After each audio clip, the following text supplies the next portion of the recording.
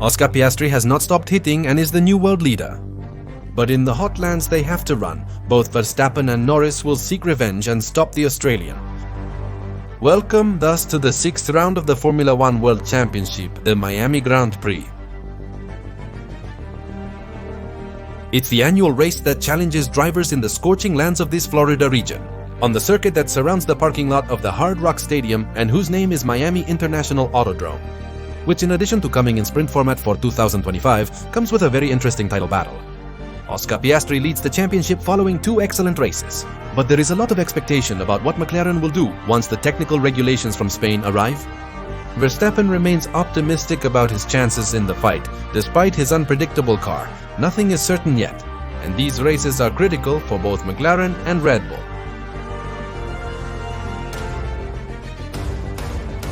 Everything can change in a few races, but the drivers are out to take advantage now, or they might regret not having done so later. Let's start the preview of the Miami Grand Prix 2025 of Formula One.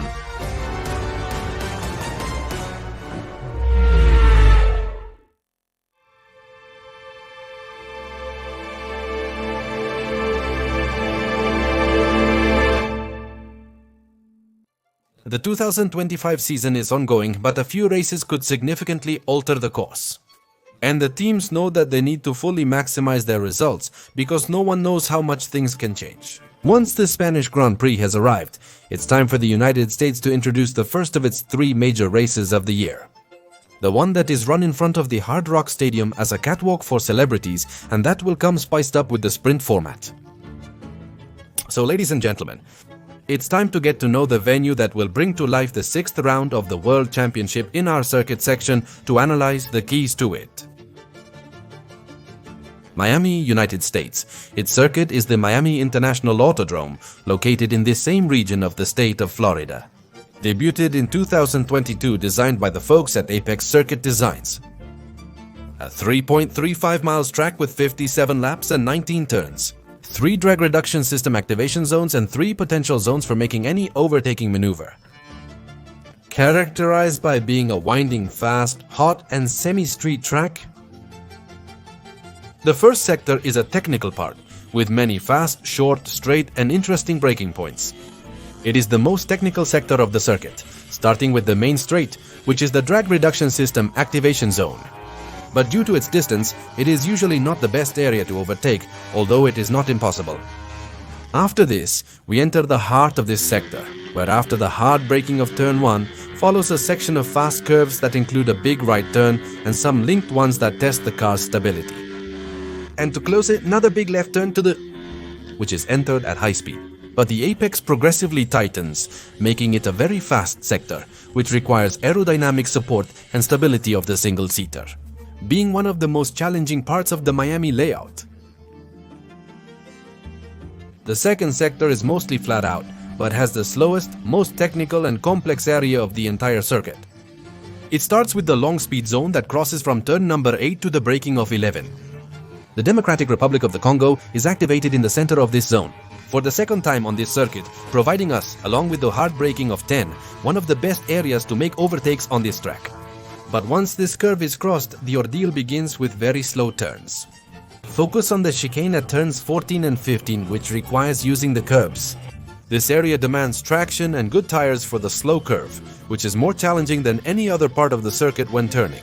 A very fast and technical combination, which is the biggest headache for teams and drivers.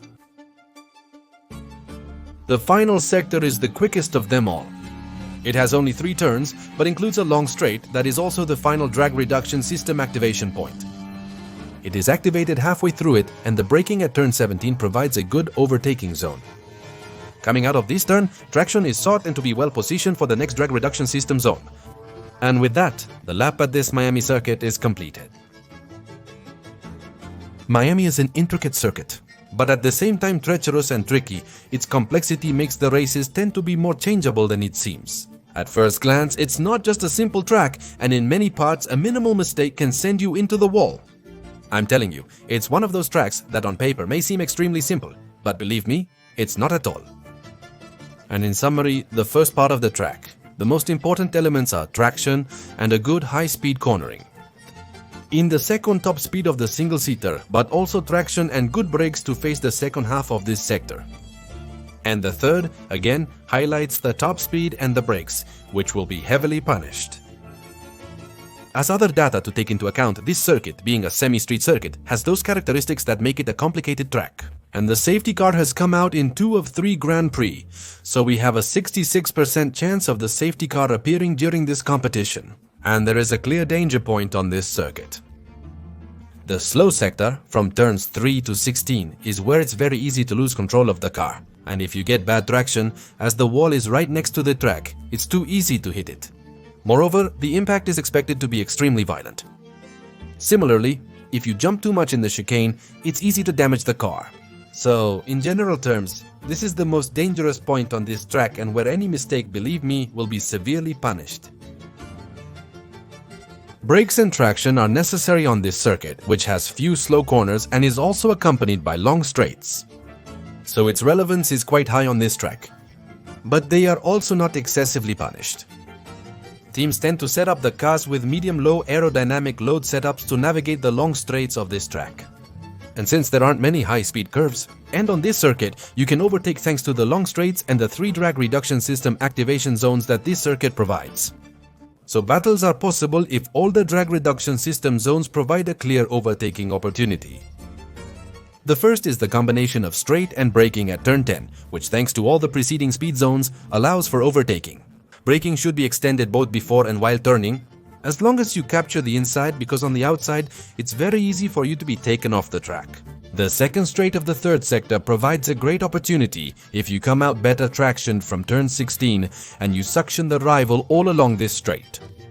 Similarly, you can overtake both before reaching the braking point and at the braking point itself, making it very similar to the past Democratic Republic of the Congo zone. Capturing the inside is crucial because the curve's angle makes overtaking from the outside very difficult. But if you overtake in this part of the circuit, the detection zone for the next drag reduction system zone is located just after the exit of this curve.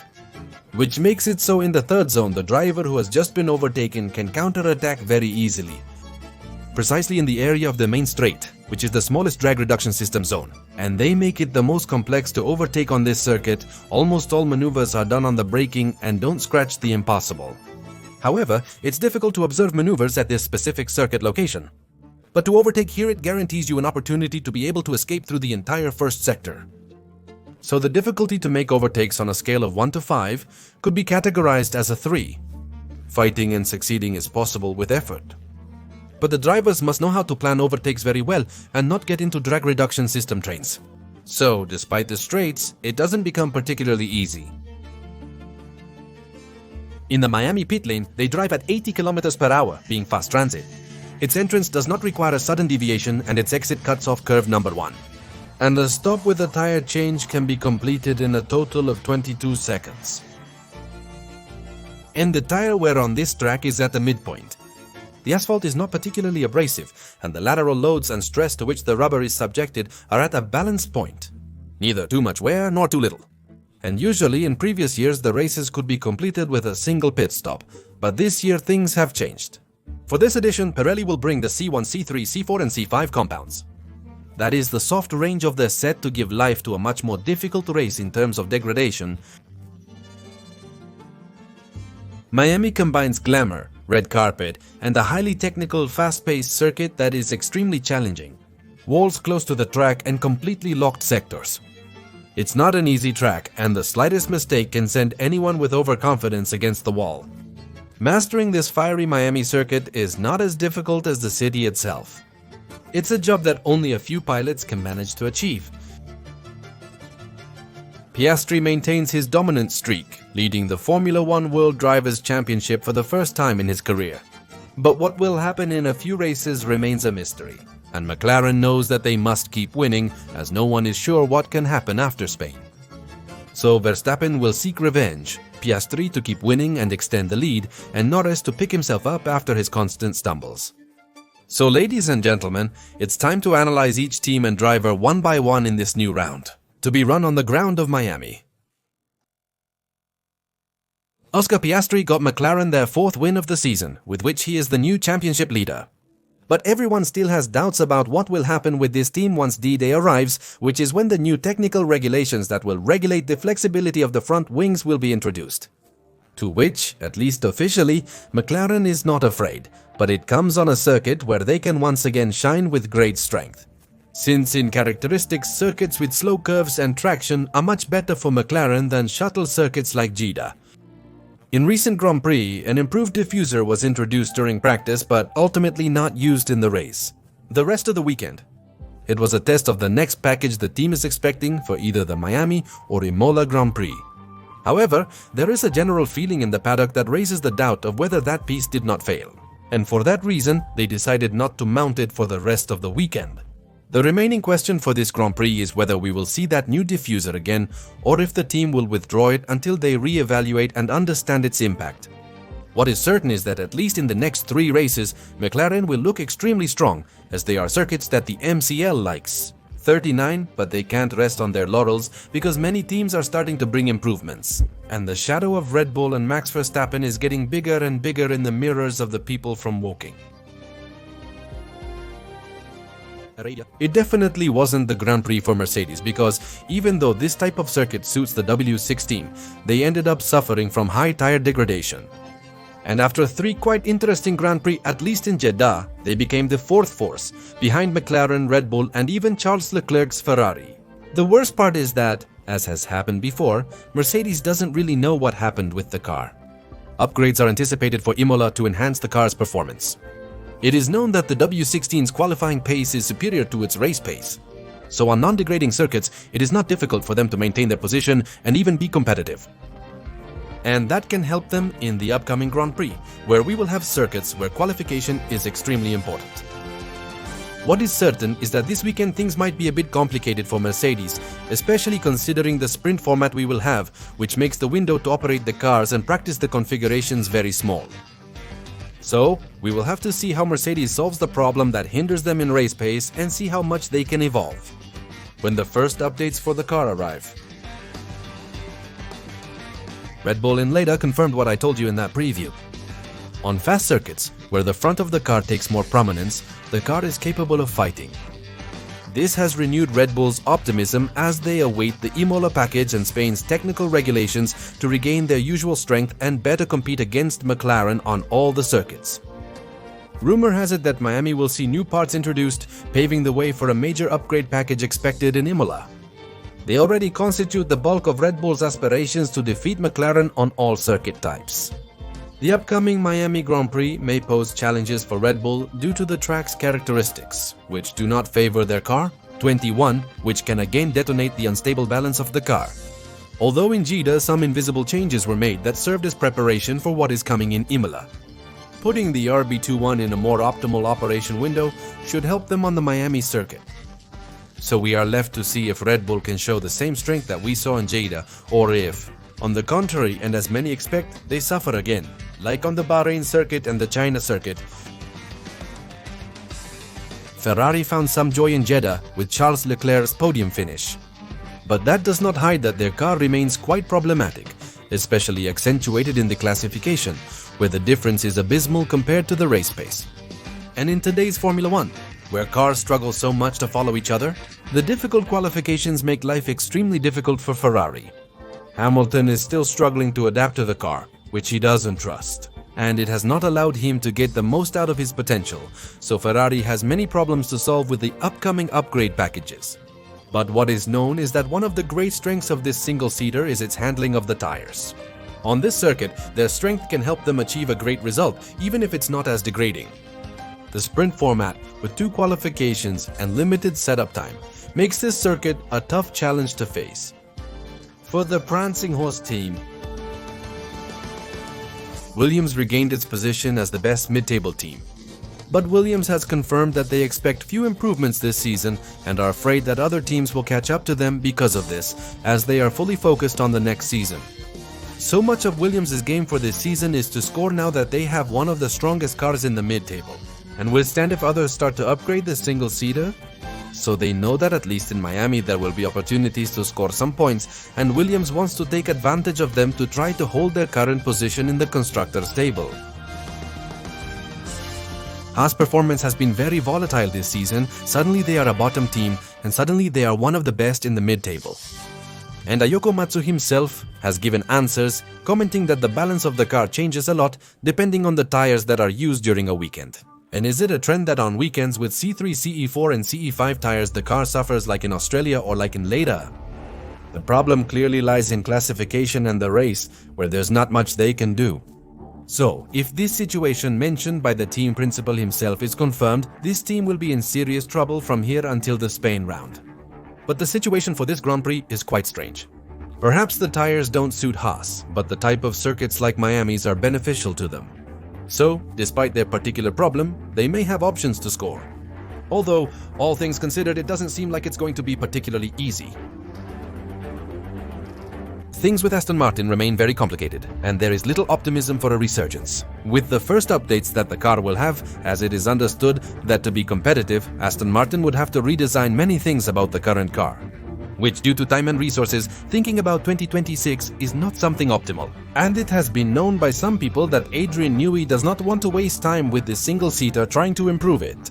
It is known that between Miami and Imola, Aston Martin will bring updates with which they will desperately seek pace. We will see if these improvements are the lifesaver, but at least for this moment, the points under normal conditions should be hard to get. For Lawrence Stroll's team, Racing Bulls confirmed again that heat is not an optimal condition for their single-seater. But they performed much better in Jeddah, where Hadjar scored points and Lawson finished 11th. So, again, a lot of strength is expected from this team for this Grand Prix, where they can be clear candidates to score points. And a major update is expected for Imola, which helps Racing Bulls to consolidate in the mid-table and gradually go to the house of the Williams people. So this weekend is very important for the little Racing Bulls, and the chances will be there for both Hadjar and Lawson to have a good race this weekend. Alpine has shown that its pace, at least on Pierre Gasly's side, has been positively on the rise since the first race of the year. Points were impossible in Jeddah because of the Frenchman's crash and the team's poor strategy with Jack Dujan afterward. However, Miami is optimistic about closing the gap and competing for these units. As Miami is a Grand Prix, they must make significant progress to challenge their rivals Williams, Racing, Bulls, and even Aston Martin. This Grand Prix is crucial for Alpine in their quest to compete in the mid-table standings. And above all, from Dujan to deliver the result he so desperately needs to relieve the pressure he has on his back. Sauber is entirely focused on 2026 with nothing more to add. And little is expected of them for this race, where under normal conditions the points look like a very complicated thing. So Sauber is simply looking to finish the race, see if a chaotic context occurs, and if that happens. This allows them to score points in the Grand Prix and attempt a miracle to escape the bottom of the standings. The weather report this weekend could give surprises if the trend continues to increase in the coming days. Despite no rain expected for Friday and Saturday, it is forecasted to rain on Sunday just as the race begins. For now, there is a 40% chance of rain. So if this probability continues to increase, Sunday's race could be much more interesting. Although in Miami the weather tends to be a bit unpredictable, so we could expect it to either rain on Sunday or absolutely nothing to happen. But based on the information, ladies and gentlemen, at least for now, let's prepare for a grand prize, with dry ground, but with a chance of rain that may increase over the next few days. And finally, to end this Grand Prix, it's time for the historical data section of this circuit, of this Miami Grand Prix. So you can take some trivia from this preview to your home. Unlike other circuits in the world, the Miami Autodrome, created in the year 2022, was not designed or built by German Tilke, but by the British company Apex Circuit Designs, the creator of circuits such as the Dubai Autodrome and improvements to the Singapore circuit.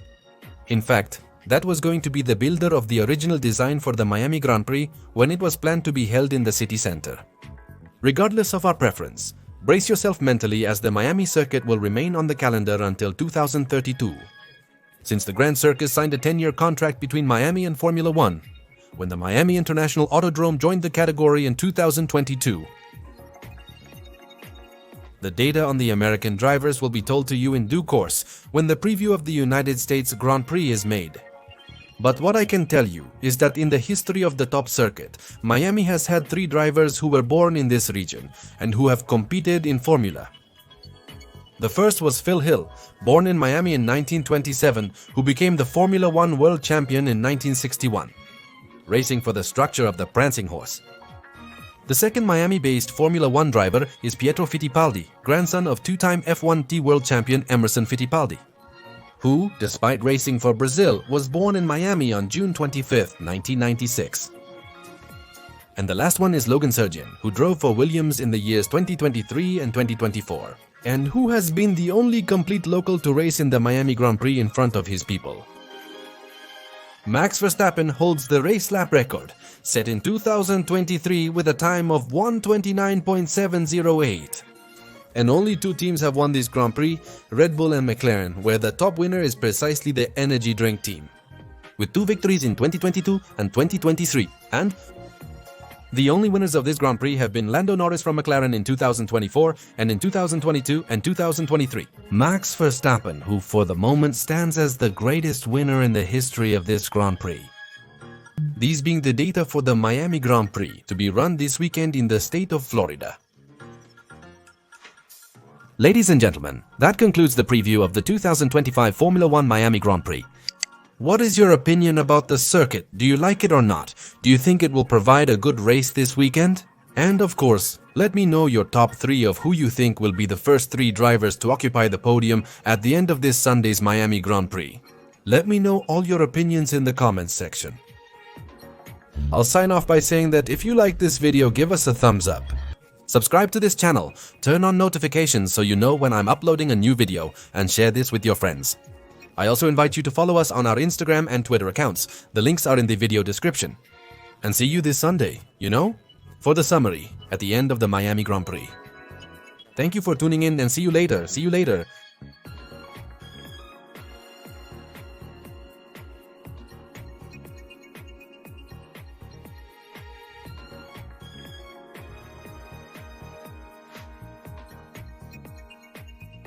Thank you.